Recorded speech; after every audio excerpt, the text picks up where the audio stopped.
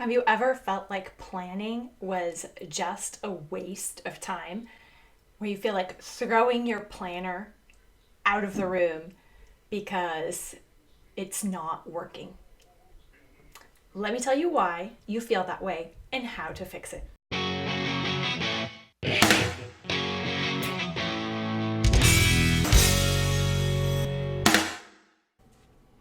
Hi, I'm Misty Winkler. I write at simplyconvivial.com about homemaking and homeschooling. And today we're going to talk about making your planning time actually effective instead of a waste of time. If you are interested in being encouraged, motivated, and inspired to organize, to get your life in gear, to grow in diligence and delight, then subscribe to my channel by clicking the button below or the little bell to get a notification when a new video goes live. I post about motivation, accountability, productivity, homeschooling, homemaking, all those things that go into our lives as mothers. And I'm so glad that you've joined me today.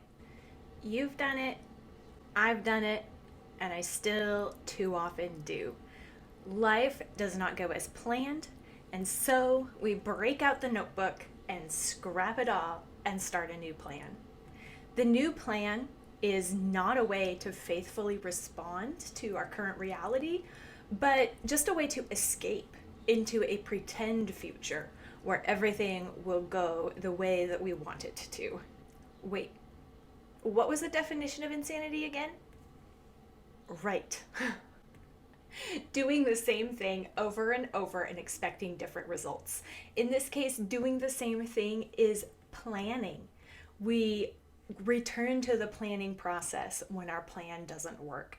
But oftentimes, it's not the planning that was wrong, but the doing. And yet, we return to the planning process because it's easier, because we can imagine the future being completely different than our current right now state.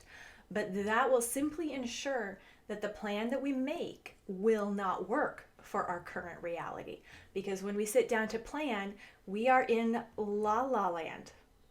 We are not paying attention to the way our world is actually working right now and planning accordingly. We sit down and we plan for a future that goes the way we want it to. The future is actually never going to go our way 100%. Planning is not a way to make sure that the world goes our way. It is a way to be prepared to respond faithfully to the future that's actually right in front of us right now. When we scrap what we had going or we're trying to get going and instead sit down to think, daydream, a new plan, we are indulging in escapist planning. Escapist planning uses planning as a means to ignore the current reality and enter a pretend reality. In our minds, we skip over the right now and we start thinking about a future in all its idyllic glory. That's a false glory, however. That's not the glory of duty faithfully performed, of doing the right next thing. At its heart, that kind of planning is actually procrastination. Escapist planning gives us the illusion of organization without any of the payoff in reality. After all, it turns out that payout in planning actually involves following the plan. And we don't actually want to do that. Instead, we want a plan that works without us having to work. But it turns out that's never going to work.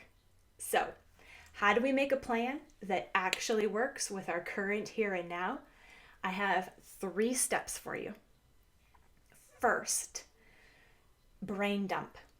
When we are sitting down and escapist planning, what we need to do is not plan, but brain dump. When we brain dump, we are putting everything that is on our minds onto paper. Everything. Our worries, our concerns, our dreams, all of it goes onto the paper. Not in a plan form as if we are trying to make it into a complete puzzle that works, but simply as a way to get it out of our head onto paper. Then we can use our head, our mind, to creatively problem solve and come up with a plan that fits our reality. When we get it all onto paper, we can see concretely that it's not all going to fit, that it doesn't all work into a neat little system, and we can then start prioritizing. Only after you've brain dumped is it time to start building a plan.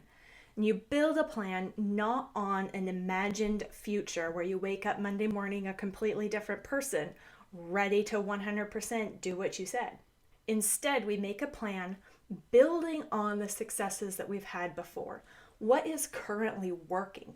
Often we make plans thinking about what is not working and how we can fix that. And it's true, we can iterate and make a plan that works.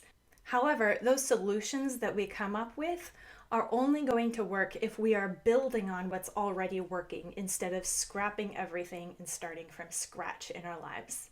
What has worked with building habits in the past in your life? Learn from that and apply it to 1 or 2 new habits, new goals moving forward. Don't try a 100% new plan. Build slowly and incrementally over time using strategies and using pegs in your day and in your life that have already worked, are already there. 3, the bad news. We have to actually look at the plan and then do the plan. If it's going to not be escapist planning, if it's not going to be a waste of time, then we have to actually look at our plan at key times in the day. Our lists, our plans, our calendar, none of it does us any good if we don't actually look at it. If we're not looking at it and then doing it, it was a waste of time in the first place. So build in the habit of looking at your plan and of following through on doing one next thing. As you practice, you will become better at choosing what goes onto your list for the day. But it's only through the practice of doing what you've written down that you grow in that skill of planning and executing and walking faithfully. How or where you write things down doesn't matter so much as the fact that it is written down, that you look at it, and then make a decision about what to do next based on what you have written down. The format, the pattern, the color, the binding is all extra. What matters is that you look at it, use it to make a good decision for what to do next. Share in the comments below about what planner you use and how you build the habit of actually looking at it and using it to make a decision about what to do next. And what are you going to do next after you watch this video?